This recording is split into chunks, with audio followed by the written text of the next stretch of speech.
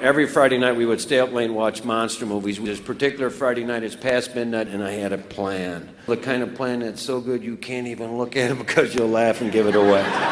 Now, as our movie's progressing, I'm getting up throughout the movie and turning off every light in the house until eventually it's completely dark except for the TV. Derek, I'm tired. I'm going to bed. I'm only 7. I need help to watch a monster movie. No, man, I'm tired. Went upstairs. As soon as I got upstairs, took my shoes off, snuck back down the stairs, went the other direction into the kitchen next to the room he's in. He doesn't know I'm there. I'm making these noises and having fun doing it.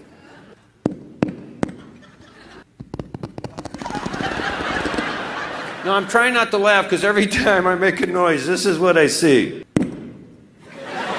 So I just kept making the noises because I'm having fun. A little while later, I open that refrigerator door. Derek yells out, "Who's out there?"